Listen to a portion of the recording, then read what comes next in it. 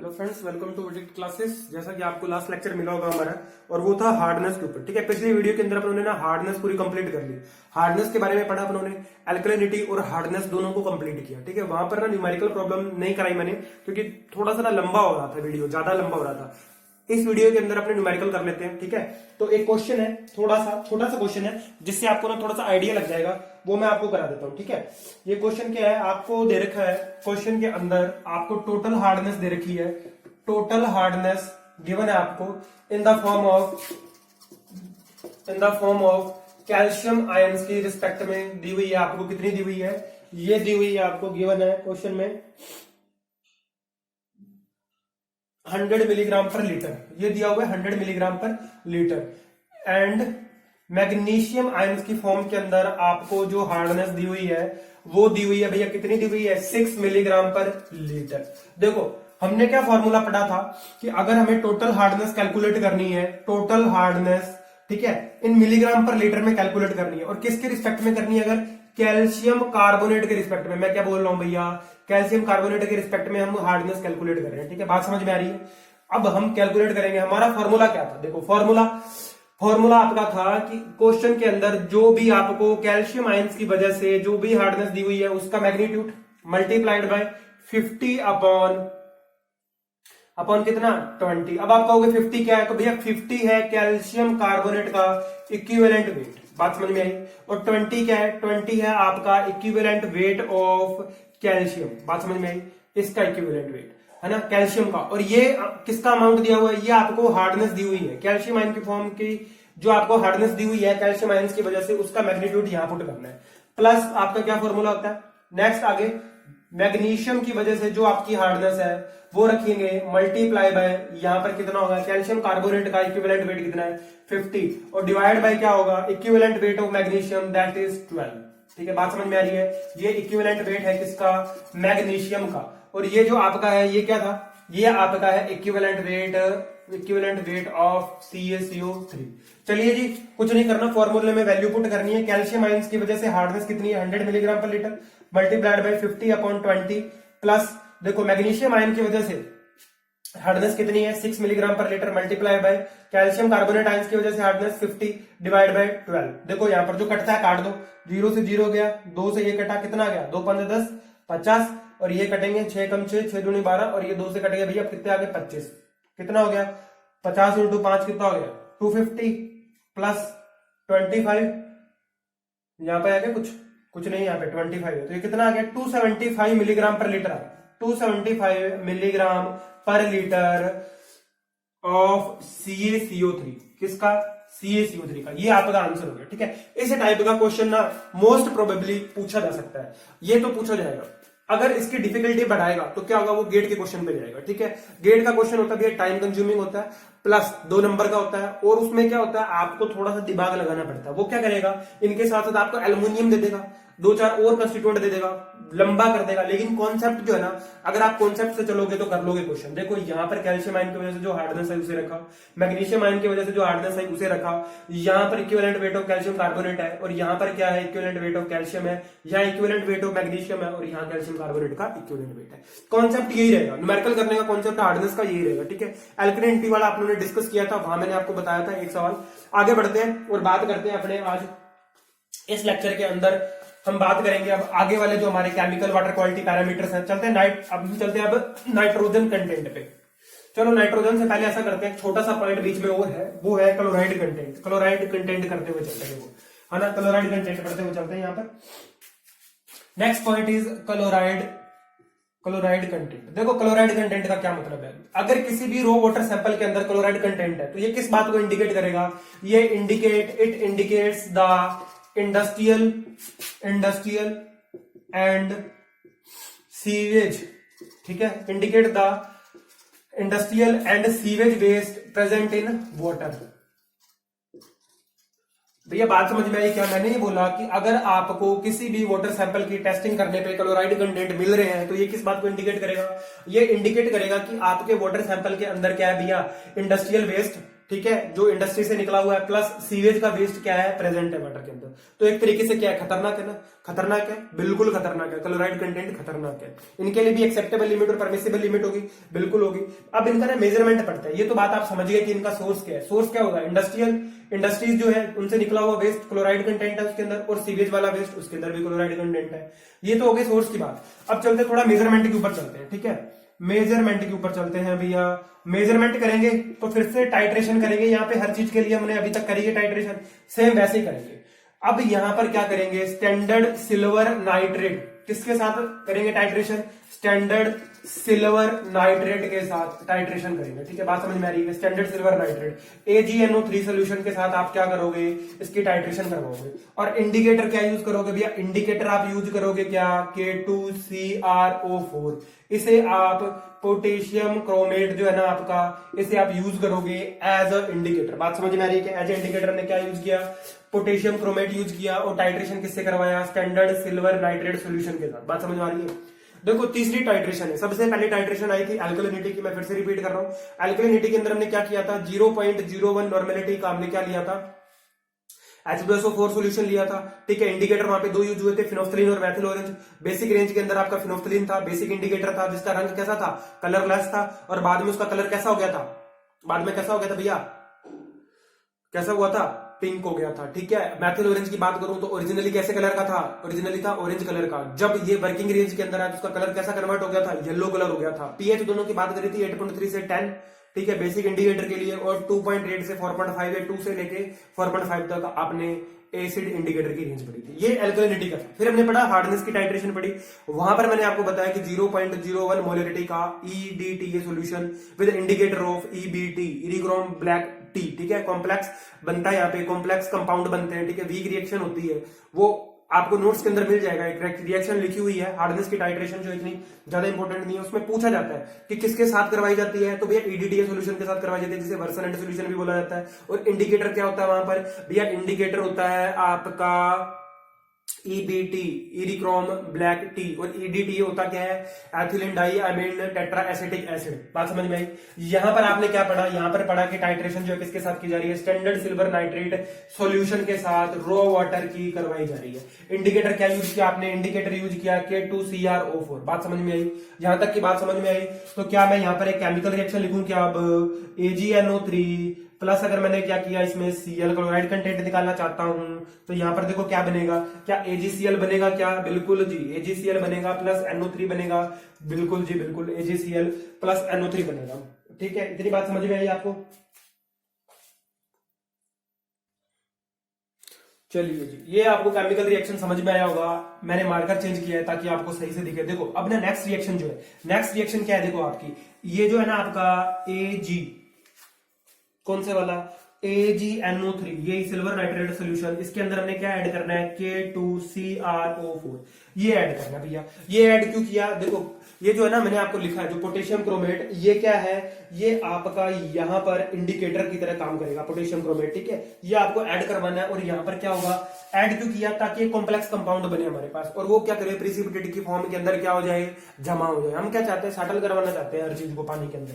देखो अगर मैं बात करूं इसकी, तो Ag के यहां चला जाएगा, CrO4 के साथ चला जाएगा, और K2NO3 पोटेशियम नाइट्रेट जो है वो अलग हो जाएगा। तो क्या बन जाएगा यहाँ पर एलिमेंट, ये बन जाएगा Ag, ठीक है, और ये बन जाएगा CrO4, ऐसा कुछ कंपाउंड बन जाएगा, ठीक है। प्लस आगे जो भी बने वो आप लिख सकते हो। अब बात आती है इसकी एक्सेप्टेबल लिमिट जो है ना, मैक्सिमम परमिसिबल लिमिट जो है, एक्सेप्टेबल लिमिट और कोज ऑफ रिजेक्शन वैल्यू जो है वो हमें याद करनी है, ठीक है।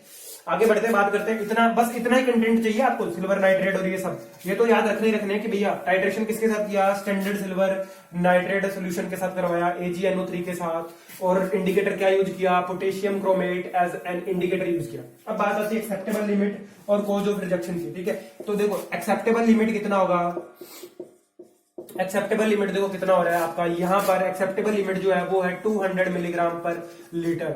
और कोज फॉर रिजेक्शन वैल्यू, देखो स्पेलिंगों पे मत जाना, सुनते जाना, बस शब्दों पे जाना है ना। कोज फॉर रिजेक्शन वैल्यू कितना है आपका, 1000 मिलीग्राम पर लीटर। अब आप कहोगे सर हम ये पहले भी पढ़ चुके हैं, बिल्कुल जी आप पढ़ चुके हो कहां पर, हार्डनेस के अंदर। हार्डनेस की मैंने आपको बताई थी परमिसिबल लिमिट 200 मिलीग्राम पर लीटर, और अगर आपका कोज ऑफ रिजेक्शन की बात करें वो था 600 मिलीग्राम पर लीटर। अगर मैं बात करूं टोटल सॉलिड्स की, तो टोटल सॉलिड्स की भी लिमिट मैंने आपको बताई थी, वो क्या थी 500 मिलीग्राम पर लीटर, और दूसरी आपकी कौन सी थी भैया 500 और 2000 मिलीग्राम पर लीटर। अभी तक इतने आ चुके हैं, ठीक है। आगे बढ़ते चले जाएंगे और जो जो आता जाएगा उसे ऐसे ही निपटाते जाएंगे। समझ में आई के बाद नेक्स्ट पॉइंट पे चलते हैं बिना टाइम गवाए। क्लोराइड कंटेंट के बाद अब हमें क्या पढ़ना है, नाइट्रोजन पढ़नी है भैया। रो वाटर सैंपल के अंदर ना नाइट्रोजन कंटेंट भी होता है। अब नाइट्रोजन कंटेंट जो है ना, जनरली नाइट्रोजन कंटेंट का अगर आपको रो वाटर सैंपल के अंदर टेस्ट करने पे नाइट्रोजन मिल रही है ना, तो इसका मतलब क्या है कि भैया पोल्यूशन तो है। ये बात तो आप समझो कि पानी पोल्यूटेड है, किसी भी तरीके से हो सकता है, उसके अंदर हो सकता है पार्शली डिकम्पोज्ड मटेरियल हो सकता है फुल्ली डिकम्पोज्ड मटेरियल हो सकता है कि जस्ट उसके अंदर अभी एंटर ही किया हो पोल्यूटेड वाटर जो है, ठीक है, दूसरा कहीं पोल्यूटेड जो है एंटर किया हो। अब देखो ये तो बात हम समझ गए। नेक्स्ट पॉइंट जो है हमारा क्या है, नाइट्रोजन कंटेंट। नाइट्रोजन कंटेंट, ये बात नाइट्रोजन कंटेंट अगर पानी में मिल रहा है तो ये किस बात को इंडिकेट करेगा, एक तो ये रटो, ठीक है, इंडिकेट करेगा किसको कि वाटर के अंदर क्या भैया पोल्यूशन है। और पोल्यूशन जो है ना, अगर पोल्यूटेड वाटर है, पोल्यूशन से आया हुआ है, तो उसके अंदर ना नाइट्रोजन की अलग अलग फॉर्म पॉसिबल है जो आपको मिल सकती है। यहाँ पे नाइट्रोजन जो है ना 4 तरीके का पॉसिबल है। देखो पहले मैं लिस्ट करता हूँ यहाँ पे। सबसे पहले आता है फ्री अमोनिया, ठीक है, एक फॉर्म इसकी पॉसिबल है फ्री अमोनिया। सेकंड फॉर्म जो इसकी पॉसिबल है वो है ऑर्गेनिक अमोनिया। सबकी टाइट्रेशन आपको याद करनी पड़ेगी और सबकी लिमिट्स भी याद करनी पड़ेगी। थर्ड जो है ना आपका वो है नाइट्राइट। नाइट्राइट बात समझ में आ रही है, NO2 नेगेटिव। और अगर मैं फोर्थ की बात करूं तो वो है आपका नाइट्रेट। नाइट्रेट और वो है NO3 नेगेटिव। बात समझ में आई क्या?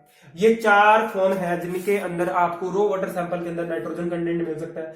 फ्री अमोनिया की फॉर्म में, ऑर्गेनिक अमोनिया की फॉर्म में, नाइट्राइट के अंदर और नाइट्रेट के अंदर। दो को लेके हम एक साथ स्टडी करेंगे। सबसे पहले फ्री अमोनिया और ऑर्गेनिक अमोनिया को एक साथ लेके स्टडी करेंगे, ठीक है। ये बात किस बात, अगर आपको पानी के अंदर नाइट्रोजन कंटेंट मिलता है तो ये किसको इंडिकेट करता है, ये पोल्यूशन को इंडिकेट करता है कि आपका वाटर कैसा है, पोल्यूटेड है। बात समझ में आई? आगे बढ़ते हैं, 2 लेते हैं। सबसे पहले लेता हूं मैं फ्री अमोनिया। इधर की तरफ ले रहा हूं मैं फ्री अमोनिया, और ये मैंने लाइन खींच दी, और इधर मैं ले रहा हूं ऑर्गेनिक अमोनिया। दोनों को एक साथ पढ़ते हैं और फ्री करते हैं इसको, ठीक है।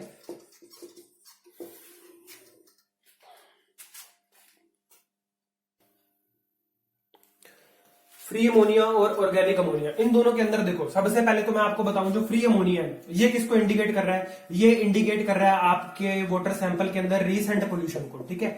ये इंडिकेट कर रहा है रीसेंट पोल्यूशन। दोनों को सेम एक साथ पढ़ते हैं। पहला पॉइंट इसका क्या है फ्री अमोनिया का, अगर ये वाटर सैंपल के अंदर प्रेजेंट है इट मीन दैट कि ये रीसेंट पोल्यूशन को शो कर रहा है। इधर पहला पॉइंट क्या बनता है ऑर्गेनिक अमोनिया का, अगर ये प्रेजेंट है, आपको मिल रहा है रो वाटर की टेस्टिंग करने पे अगर आपको ऑर्गेनिक अमोनिया मिल रहा है इट मीन दैट कि भैया नाइट्रोजन प्रेजेंट है। ये क्या मीनिंग निकलता है इससे, नाइट्रोजन प्रेजेंट है बिफोर द डिकम्पोजिशन स्टार्टेड। बात समझ में आई? डिकम्पोजिशन के स्टार्ट होने से पहले, before the decomposition has been started, ठीक है। डिकम्पोजिशन होने से पहले ही आपको अगर नाइट्रोजन मिल रहा है तो वो किसको रिप्रेजेंट कर रहा है, ऑर्गेनिक अमोनिया को। और अगर पानी के अंदर आपको फ्री अमोनिया मिल रहा है इट मीन दैट वहां पर क्या है, रीसेंट पोल्यूशन, अभी जस्ट पोल्यूशन हुआ है। सेकंड बात करते हैं इसकी टेस्टिंग कैसे की जाएगी ना। सेकंड पॉइंट है टेस्टिंग का, उधर भी टेस्टिंग पड़ेगी इधर भी टेस्टिंग पड़ेगी। फ्री अमोनिया की टेस्टिंग कैसे की जाएगी, आप अगर रो वाटर सैंपल को क्या करोगे, सिंपली बॉइल करोगे। सिंपली बॉइलिंग जो गैस लिबरेट होगी, गैस लिबरेटेड, उसको क्या करेंगे हम मेजर कर लेंगे। सिंपल बॉइलिंग करेंगे रो वाटर सैंपल की, और जो भी गैस लिबरेटेड होगी उसकी क्वांटिटी मेजर करेंगे, दैट इज फ्री अमोनिया, ठीक है। बात समझ में आई? थर्ड पॉइंट, फ्री अमोनिया की परमिसिबल लिमिट कितनी है। देखो बात ये आती है फ्री अमोनिया क्या है, बता रहा है रीसेंट पोल्यूशन। क्या पोल्यूटेड वाटर को पी सकते हो क्या, नहीं पी सकते ना।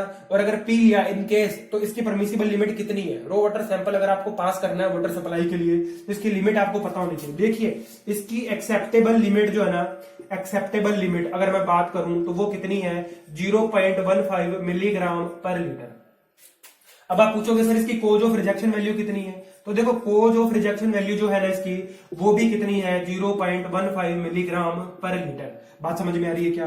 4 पॉइंट याद रखने हैं। फ्री अमोनिया किसको रिप्रेजेंट करता है, रीसेंट पोल्यूशन को, पानी के अंदर रीसेंट पोल्यूशन को दिखाता है। और इसकी टेस्टिंग कैसे की जाएगी, सिंपली बॉइलिंग करनी है आपको, और जो गैस लिबरेट होगी, जो गैस वहां से निकलेगी, दैट गैस किसको रिप्रेजेंट करेगी भैया, ऑर्गेनिक नहीं सॉरी फ्री अमोनिया को, ठीक है, फ्री अमोनिया को रिप्रेजेंट करेगी। और एक्सेप्टेबल लिमिट कितना है 0.15 मिलीग्राम पर लीटर, और यही आपकी वैल्यू क्या है कोज ऑफ रिजेक्शन वैल्यू।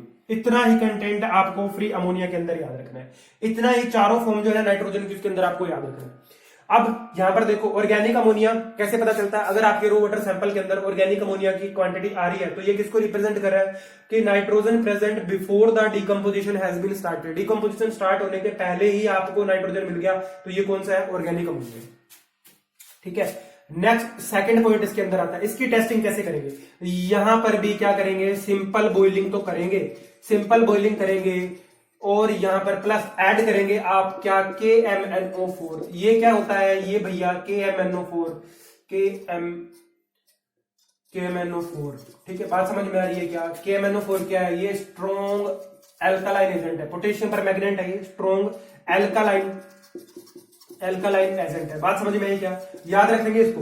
इसकी टेस्टिंग कैसे करनी है ऑर्गेनिक अमोनिया की, देखो सिंपल बॉइलिंग आप कर रहे थे, सेम वही बॉइलिंग करनी है, लेकिन यहां क्या करना है आपको KMnO4 को ऐड करना है, स्ट्रॉन्ग एल्कालाइन एजेंट। और अब जो ये प्रोसेस होगी किसमें कन्वर्ट हो जाएगी, ये डिस्टिलेशन में कन्वर्ट हो जाएगी भैया। अब क्या हो गया, डिस्टिलेशन हो गया और यहां से ये सिंपल हट गया, बात समझ में आई। अब सिंपल हट गया, क्यों हट गया, क्योंकि स्ट्रॉन्ग एल्कालाइन एजेंट जब आपने ऐड किया तो यहां पर क्या होगा, डिस्टिलेशन होगा, और इस प्रोसेस को क्या बोल दिया हमने, डिस्टिलेशन प्रोसेस, बात समझ में आई। बॉइलिंग किया हमने रो वाटर सैंपल को with addition of KMnO4 alkaline agent जो है वो आपने इसके अंदर डाल दिया, और ये प्रोसेस जो होती है डिस्टिलेशन प्रोसेस होती है। डिस्टिलेशन प्रोसेस से जो आपको अमोनिया का कंटेंट मिलेगा वो क्या रिप्रेजेंट करेगा, वो आपका ऑर्गेनिक अमोनिया रिप्रेजेंट करेगा, ठीक है। अब इसके अंदर एक थर्ड पॉइंट आता है, देखो क्या होता क्या है, जो फ्री अमोनिया और ऑर्गेनिक अमोनिया इन दोनों का जो सम होता है ना, ऐसा क्यों बोल रहा हूं मैं इन दोनों का सम फ्री प्लस ऑर्गेनिक क्यों बोल रहा हूं, देखो बॉइलिंग आप यहां भी कर रहे थे, बॉइलिंग आपने यहां भी करी, यहां पर आपने क्या किया था, कोई भी एल्कालाइन एजेंट ऐड नहीं किया। यहां जब एल्कालाइन एजेंट ऐड करोगे ना तो हो सकता है आपको ऑर्गेनिक अमोनिया मिले, हो सकता है, ये कंडीशन है ना। प्लस आपको एक और अमोनिया भी मिल सकता है, उस अमोनिया को क्या बोलते हैं, केजोल अमोनिया बोलते हैं, और वो क्या होता है, वो भैया फ्री अमोनिया प्लस ऑर्गेनिक और ऑर्गेनिक अमोनिया का जो सम होता है उसे क्या बोलते हैं, उसे बोलते हैं केजलडोज अमोनिया, ये बोलते हैं उसे भैया, बात समझ में आई क्या। अब ये कैसे आया, ये क्या हो रहा होता है, जब आप वाटर को गर्म कर रहे होते हो ना, मतलब मैंने क्या बोला, बॉइलिंग कर रहे होते हो ना, हीट कर रहे होते हो, उस कंडीशन में क्या होता है, आप जो स्ट्रॉन्ग अल्कलाइन एजेंट है KMnO4 वो आपने डाला। अब पहली बार जो गैस लिबरेट हुई उसे आपने बोल दिया कि साहब ऑर्गेनिक अमोनिया। अब डिस्टिलेशन प्रोसेस भी हो रहा है वहीं पे, अब आपने क्या किया, गैस लिबरेट हो रही थी, सबसे पहले सिंपल गैस लिबरेट हुई तो फ्री अमोनिया बोल दिया, फिर जब अल्कलाइन एजेंट डाला उसके अंदर डाल दिया, गर्म हो रहा था तब डाला, ठीक है, उस कंडीशन में क्या होगा, जो गैस लिबरेट हुई डिस्टिलेशन प्रोसेस से ऑर्गेनिक अमोनिया। अब मैंने क्या बोला, अगर आपका free ammonia plus organic ammonia दोनों आपको एक साथ मिल रहा है तो उसे क्या बोलते हैं, केजडोल अमोनिया बोलते हैं। अब केजडोल अमोनिया की टेस्टिंग की बात आती है कि इसे कैसे करते हैं भैया, इसे भी सेम उसी तरीके से टेस्ट करेंगे, वही बॉइलिंग हो रही होगी, लेकिन इस बार बॉइलिंग कैसे होगी, पहले से देखो यहां मैंने हीट करना शुरू कर दिया, यहां मैं गर्म करना शुरू कर चुका हूं, और मैंने बाद में ऐड किया KMnO4 को। यहां मैं क्या करूंगा भैया, यहां मैं रो वाटर सैंपल जो है आपका रो वाटर सैंपल प्लस आप क्या पहले ही मिक्स करोगे किसको, KMnO4 को पहले ही ऐड कर दोगे, उसके बाद हीट करोगे। अब हीट करोगे तो जो गैस लिबरेट होगी वो आपको क्या मिलेगी, केजोल अमोनिया मिलेगा, free ammonia plus organic ammonia, बात समझ में आई क्या। बड़ा ही माथा फोड़ी वाला कॉन्सेप्ट है, पर मैं निकाल के जरूर लेके आया हूं। देखो टेस्टिंग तीनों की याद रखनी पड़ेगी, सिंपली उबाला तो आपको जो गैस मिली वो क्या थी, फ्री अमोनिया। जब आपने उबलते हुए पानी के अंदर क्या डाल दिया, KMnO4 डाल दिया, उबलते हुए के अंदर डाला है, उस कंडीशन के जो आपको गैस मिली वो क्या हुई, ऑर्गेनिक अमोनिया। अब लास्ट कंडीशन क्या बचती है, आपने रो वाटर सैंपल के अंदर पहले KMnO4 को मिक्स किया और बाद में हीट करना शुरू किया, उस कंडीशन के अंदर आपको जो गैस मिलती है दैट इज केजडोल अमोनिया, ठीक है, क्या बोला इसे। और जो क्या होता है, free ammonia plus organic ammonia का सम होता है। अब आती है जी इसकी एक्सेप्टेबल लिमिट, मैं ऊपर लिख रहा हूं, एक्सेप्टेबल लिमिट इसकी कितनी है, एक्सेप्टेबल लिमिट आपकी ऑर्गेनिक अमोनिया की 0.3 मिलीग्राम पर लीटर है, ठीक है, 0.3 मिलीग्राम पर लीटर। और कोज ऑफ रिजेक्शन वैल्यू भी यही है, बात समझ में आ रही है क्या, कोज ऑफ रिजेक्शन वैल्यू भी यही है 0.3 मिलीग्राम पर लीटर, बात समझ में। मेरे को लगता है मैंने यहाँ पर पूरा आपको नाइट्रोजन कंटेंट की पहली दो फॉर्म जो है, वैसे हमने पढ़ यहाँ पर 3 ली है, एक कंबाइंड फॉर्म भी पढ़ ली, लेकिन 2 फॉर्म मैंने आपको कंप्लीट समझा दी है, फ्री अमोनिया और ऑर्गेनिक अमोनिया। बिना टाइम वेस्ट किए आगे बढ़ते हैं नाइट्राइट और नाइट्रेट की तरफ, ठीक है। ये समझ में आया होगा आपको अच्छे से, सिंपल बॉइल, ठीक है। फिर हमने क्या किया, बॉईल होते हुए हमें KMnO4 ऐड कर दिया। फिर लास्ट में हमने क्या किया, पानी के अंदर पहले मिक्स कर लिया KMnO4 को, फिर आपने क्या कर दिया, बॉईल कर दिया। उस कंडीशन में भी एक गैस, तीनों कंडीशन में आपको एक एक गैस मिली और उस गैस को आपने मेजर कर लिया। भैया कुछ नहीं है, बिल्कुल सिंपल है। एनवायरमेंटल इंजीनियरिंग अभी थोड़ा थोड़ा रंग ढंग दिखाना शुरू कर रही है। थोड़ा ट्रीटमेंट आने दो वाटर का, थोड़ा सीवेज का ट्रीटमेंट आएगा तो बहुत ज्यादा रंग ढंग दिखाएगी अपना एनवायरमेंटल इंजीनियरिंग। ठीक है, नेक्स्ट आगे बढ़ते हैं। नेक्स्ट हमारे जो दो है ना पॉइंट, वो कौन से हैं, इधर तो लिख रहा हूं मैं नाइट्राइट, ठीक है, और इधर की तरफ मैं क्या लिख रहा हूं, नाइट्रेट। ये दोनों भी बहुत इंपॉर्टेंट है, इन दोनों को भी याद करना है। यहां से भी क्वेश्चन एक्सपेक्टेड है कि पूछा जा सकता है। नेक्स्ट हमारी दो फॉर्म है, नाइट्राइट और नाइट्रेट, ठीक है। इनको भी सेम उसी तरीके से पढ़ेंगे जैसे हमने पहली दो फॉर्म पढ़ी। देखो नाइट्राइट की जो फॉर्म है वो क्या है, NO2, ठीक है, और यहाँ क्या है, NO3। एक बात तो हमें पता चल रही है कि NO2 से NO3 में गया होगा, जब ऑक्सीडाइज हुआ होगा, मतलब कंप्लीटली ऑक्सीडाइज हुआ होगा जब NO2, तो क्या बना होगा, NO3। तो पहला पॉइंट तो देखो दोनों चीजों के अंदर सबसे पहले इनकी प्रेजेंस जो है वो कैसे पता चलती है, ठीक है। यहां पर है इट इंडिकेट्स, ये क्या शो करता है आपको, it indicates the partial decomposition. भैया पार्शियल डीकंपोजिशन बता रहा है आपको, पार्शियल डीकंपोजिशन, ठीक है, partial decomposition of organic matter, organic matter का पार्शियल डीकंपोजिशन। बात समझ में आई क्या? नेक्स्ट, यहां पार्शियल डीकंपोजिशन बता रहा है ऑर्गेनिक मैटर का, और यहां पर क्या है, यहां पर fully decomposition of organic matter. क्यों, ऐसा कैसे पता चला? देखो इसका कारण भी बताता हूं मैं कि ऐसा कैसे पता चल रहा है आपको, organic matter, fully decomposition of organic matter का कैसे पता चला? भैया कोई भी चीज जब ऑक्सीडाइज हो जाती है ना, फुल्ली ऑक्सीडाइज हो जाती है, इसका मतलब क्या, वो स्टेबल फॉर्म में आ चुकी है। और अगर अपने स्टेबल फॉर्म में आ रही है तो इसका मतलब है कि वहां पर जो प्रोसेस हो रहा था वो कंप्लीट हो चुका है। इट मीन दैट अगर आपको नाइट्रेट कंटेंट वाटर के अंदर मिल रहा है तो यहाँ पर पोल्यूशन कैसा है, पुराना पोल्यूशन है भैया, ओल्ड पोल्यूशन। ये किसको रिप्रेजेंट कर रहा है, ओल्ड पोल्यूशन को, ठीक है। अब यहां पर देखो ये क्या है, पार्शियल डिकम्पोजिट है, पार्शियल डिकम्पोजिशन हो रहा है इसका। अगर किसी चीज का पार्शियल डिकम्पोजिशन हो रहा है मतलब यहां पर जो आपके डिकम्पोजर है, जो आपका बैक्टीरिया है, क्या है क्या भैया, प्रेजेंट है क्या? बिल्कुल जी, प्रेजेंस है इसकी। पार्शियल डिकम्पोजिशन का मतलब ये है कि यहां पर डिकम्पोजिशन आपका चल रहा है। जब डिकम्पोजिशन चल रहा है और बैक्टीरिया वहां पे प्रेजेंट है, क्या ऐसे पानी को आप पीना चाहोगे क्या, बैक्टीरिया को पीना चाहोगे क्या? नहीं। इसीलिए नाइट्राइट कंटेंट की जो आपकी एक्सेप्टेबल लिमिट है वो क्या होगी भैया, नगण्य होगी, ये होगी 0, ठीक है। बात समझ में आई? नाइट्राइट कंटेंट पार्शियल डिकम्पोजिशन को शो करता है। पार्शियल डिकम्पोजिशन का मतलब ये है कि जो आपका डिकम्पोजिशन है वाटर के अंदर वो चल रहा है, मतलब पोल्यूटेड वाटर का डिकम्पोजिशन जो है वो चल रहा है, मतलब उसको भस्म कर रहा है बैक्टीरिया भैया, बैक्टीरिया खत्म कर रहा है ऑर्गेनिक मैटर को, as a source of energy use करता है। एनवायरमेंट स्टडीज में पूरी में हमने यही बात करी है, bacteria use organic matter as a source of energy. भैया कार्बन को खा गया था ना, नाइट्रोजन को भी खा गया था ना बैक्टीरिया, बहुत खतरनाक चीज है ये। यहां पर क्या हुआ, जब बैक्टीरिया प्रेजेंट है कैसे पानी को पीना चाहोगे, नहीं पीना चाहोगे, तो यहां पर क्या होगा, एक्सेप्टेबल लिमिट कितनी होगी, 0।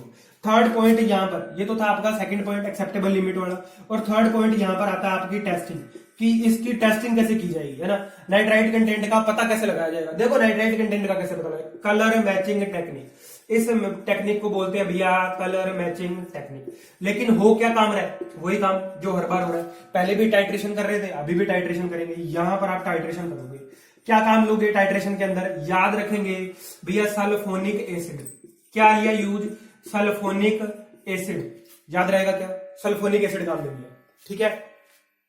और सल्फोनिक एसिड के साथ में आपने एक इंडिकेटर लिया यहां पर काम में, और वो इंडिकेटर है आपका नेफ्थामाइन, ठीक है। नेफ्थामिन जो है आपका यहाँ पे इंडिकेटर है। बात समझ में आई? टेस्टिंग कैसे करी हमने, कलर मैचिंग टेक्निक से करी, और कलर मैचिंग टेक्निक के लिए हमने क्या किया, यहाँ पर टाइट्रेशन किया। टाइट्रेशन किसके साथ किया, सल्फोनिक एसिड के साथ। और इंडिकेटर क्या था आपका भैया, इंडिकेटर था आपका नेफ्थामाइन। नेफ्थामाइन आपका जो था यहाँ पर इंडिकेटर था। एक्सेप्टेबल लिमिट और कॉज ऑफ रिजेक्शन वैल्यू क्या है इसकी, 0 है, ठीक है। थोड़ी सी स्पीड बढ़ाई है मैंने।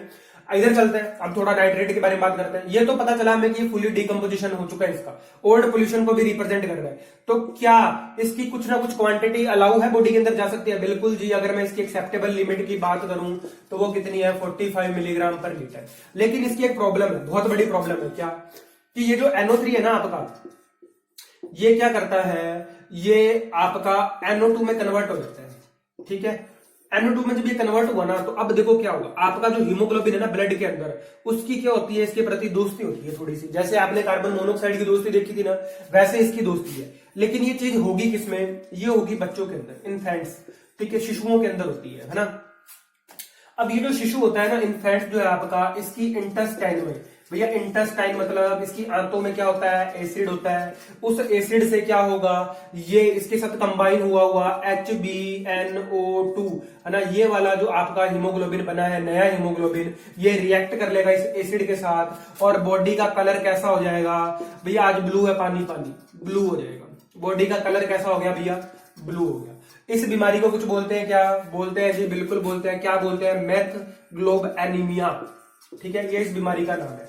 पूछा गया क्वेश्चन है, लगभग गेट में ही 5 से 6 बार पूछा जा चुका है, और भी बहुत सारे कंपटीशन एग्जाम में पूछा गया। मैंने क्या बोला, NO3 NO2 में भी कन्वर्ट हो जाता है, क्योंकि पार्ट देखो फुल्ली डिकम्पोजिशन तो हो ही चुका है।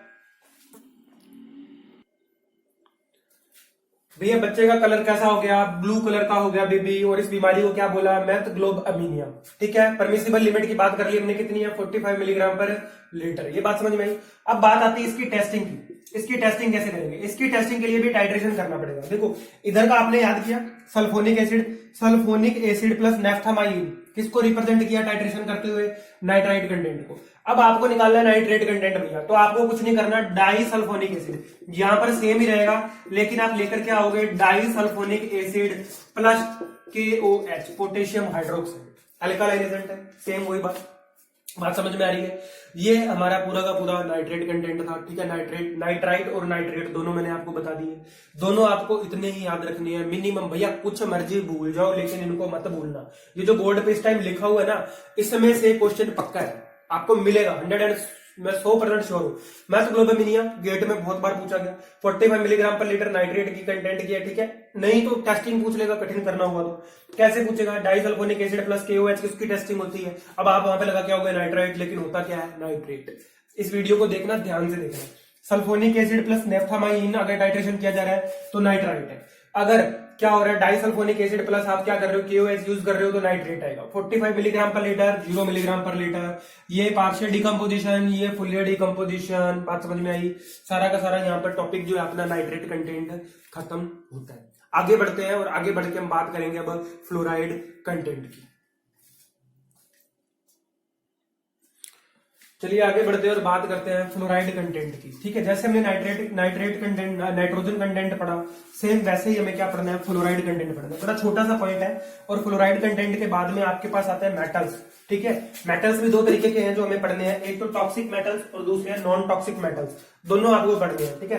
केमिकल वाटर क्वालिटी पैरामीटर भी बहुत इंपॉर्टेंट है, ठीक है। सबसे ज्यादा बड़ा टॉपिक यही था, केमिकल वाटर क्वालिटी पैरामीटर, ठीक है।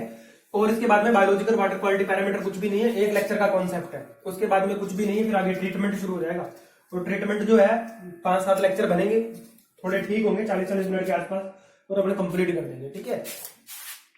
चलिए ये बात करते हैं फ्लोराइड कंटेंट की। फ्लोराइड कंटेंट है ना, देखो फ्लोराइड कंटेंट में क्या सिस्टम होता है, इसकी मैं बताता हूं आपको बातचीत क्या है। अगर आपके रो वाटर सैंपल के अंदर 1 मिलीग्राम पर लीटर तक, 1 मिलीग्राम पर लीटर तक फ्लोराइड कंटेंट नहीं है, तो आपके भैया परमानेंट टिथ नहीं आएंगे। बात समझ में आई क्या, परमानेंट टिथ नहीं आएंगे। मैं ऐसा बोल रहा हूं, क्यों बोल रहा हूं ऐसा, क्योंकि 1 मिलीग्राम पर लीटर तक फ्लोराइड कंटेंट आपको नेसेसरी होता है आपके दांतों के लिए। जो आपके दांतों के ऊपर का पोर्शन होता है ना, इनेमल्स, वो क्या होते हैं, 1 मिलीग्राम पर लीटर फ्लोराइड रिक्वायर्ड होता है, तब जाके बनते हैं, ठीक है। बात समझ में आई क्या। अब अगर ये कहां तक है, 1.5 मिलीग्राम पर लीटर तक है, तब तो है ठीक, तब तो बातचीत है ठीक। लेकिन अगर ये इंक्रीज कर गया 1.5 मिलीग्राम पर लीटर से फ्लोराइड कंटेंट, तो ये आपके दांतों को एक रोग लगा देगा। क्या होगा, यहां पर डीकलराइजेशन होगा आपके टीथ का, देखो डीकलराइजेशन हो जाएगा आपके टीथ का, मतलब आपके दांतों का कलर चेंज हो जाएगा, पीले पीले से दांत दिखाई देंगे भैया, डीकलराइजेशन ऑफ टीथ। बात समझ में आ रही है क्या। कब होगा, जब फ्लोराइड कंटेंट आपका 1.5 मिलीग्राम पर लीटर से क्या हो गया, ऊपर चला गया, ठीक है जी। पहली प्रॉब्लम तो समझ में आई। अब आगे बढ़ते हैं। अगर ये कंटेंट 1.5 से आगे बढ़ा था, तो हमने पढ़ लिया कि डीकलराइजेशन ऑफ टीथ हो गया, और इसको हमने बोल दिया, इस रोग को क्या बोल दिया, हमने बोल दिया इस रोग का नाम फ्लोरोसिस, हमने बोल दिया फ्लोरोसिस, ठीक है। बात समझ में आई क्या। फ्लोरोसिस बोल दिया। अब ये कंटेंट जो है 1.5 बढ़ा तो ठीक था, लेकिन अगर ये बढ़ता बढ़ता 5 मिलीग्राम पर लीटर से क्या चला जाए, ऊपर चल जाए, तो अब क्या होगा आपको भैया, एक और रोग हो जाएगा, टक टक की आवाज आएगी हड्डियों में, that is bone fluorosis. Bone fluorosis, आपकी हड्डियां भी गलना शुरू हो जाएंगी। इस कंडीशन में आपकी बॉडी में क्या बन जाता है, CaPO4 होल ट्वाइस, ये कंटेंट बढ़ जाता है। बात समझ में आ रही है क्या? मैंने क्या बोला, फ्लोराइड कंटेंट 1 मिलीग्राम पर लीटर तक आपकी बॉडी के अंदर रिक्वायर्ड होता है। क्यों रिक्वायर्ड होता है? क्योंकि आपको भैया परमानेंट टीथ बनाने, अपने दांत तो भैया करने हैं ना मजबूत, उसके लिए अगर आपका इनेबल बनना है तो 1 मिलीग्राम पर लीटर तक रिक्वायर्ड है। अगर ये 1.5 मिलीग्राम लीटर से ऊपर चला गया तो डीकलराइजेशन कर देगा आपके टीथ का, आपके दांत अलग तरीके के हो जाएंगे, फ्लोरोसिस हो जाएगा आपको। बात समझ में आ रही है? अगर इसकी क्वांटिटी 5 मिलीग्राम पर लीटर से ऊपर चलेगी तो क्या हो जाएगा, बोन फ्लोरोसिस, हड्डियां भी गलना शुरू हो जाएंगी। आपको पता नहीं है, नागौर अजमेर का ये रीजन कोड पट्टी कहलाता है ना, कुबड़ पट्टी, फ्लोरीन ज्यादा है यहाँ पे, फ्लोरीन वाला पानी पीते हैं लोग, ऐसे टेढ़े टेढ़े होकर चलते हैं, कुबड़ पट्टी बोलते हैं उसको। बात समझ में आ रही है? अब इसकी एक्सेप्टेबल लिमिट कितनी है? देखो, एक्सेप्टेबल लिमिट की अगर मैं बात करूं फ्लोराइड कंटेंट की, तो वो कितनी है, 1 मिलीग्राम पर लीटर। बात समझ में आई? नेक्स्ट अगर मैं बात करूं कोज ऑफ रिजेक्शन वैल्यू की, कोज ऑफ रिजेक्शन वैल्यू कितना होगा इसका, वो होगा 1.5 मिलीग्राम पर लीटर। बात समझ में आई? ये अपना फ्लोराइड कंटेंट यहाँ पर कंप्लीट होता है, ठीक है। और आगे हम स्टार्ट करेंगे अब toxic and non toxic metals. ये उम्मीद करता हूं आपको समझ में आया होगा। फ्लोराइड कंटेंट के अंदर ज्यादा कुछ पढ़ने की जरूरत नहीं है। देखो, फ्लोराइड कंटेंट निकालने की कुछ विधियां भी होती हैं। विधियां मतलब कुछ प्रोसेस है फ्लोराइड कंटेंट का ट्रीटमेंट करने की, अगर ज्यादा है तो वो मैं आपको वहां पढ़ाऊंगा, जैसे नलगोंडा टेक्निक, नलगोंडा मेथड है, ठीक है, बोन चारकोल मेथड, ये सारे मेथड्स हैं, ठीक है। आगे बढ़ेंगे अपने फ्लोराइड कंटेंट को निकालने के। आगे चलते और बात करते हैं toxic and non toxic metals की। टॉक्सिक मेटल्स, ठीक है, एक जगह मैंने लिखा, और दूसरा लिखा non toxic metals. Non toxic metals, non toxic metals में तो आप कहोगे सर हमें पता है कि कैल्शियम आएगा, बात समझ में आई।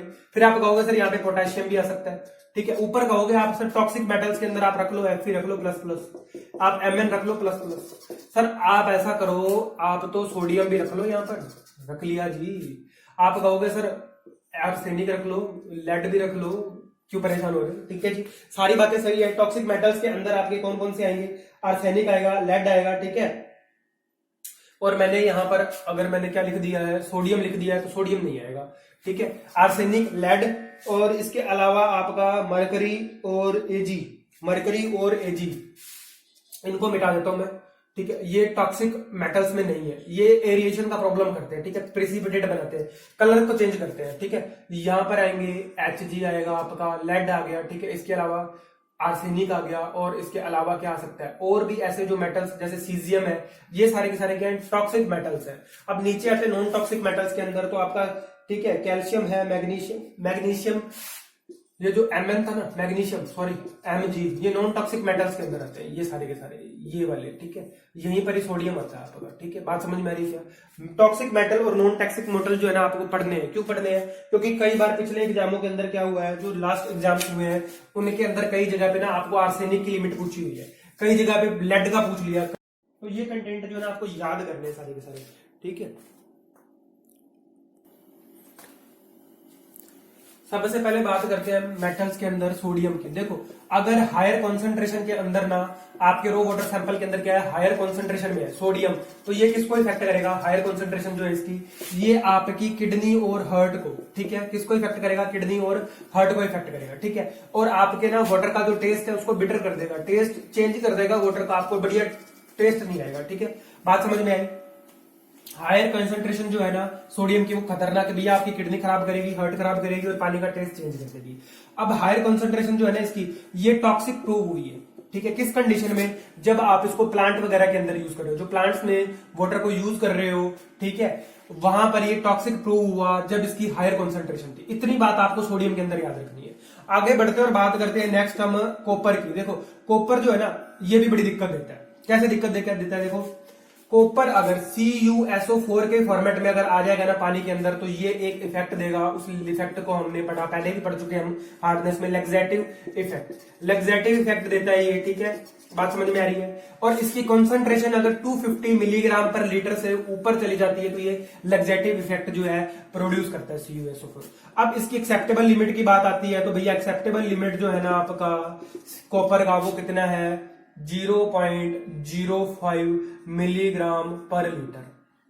और अगर मैं बात करूं कोज ऑफ रिजेक्शन की, तो देखो इसका कोज ऑफ रिजेक्शन कितना होगा, कोज ऑफ रिजेक्शन 1.5 मिलीग्राम पर लीटर। बात समझ में आ रही है क्या?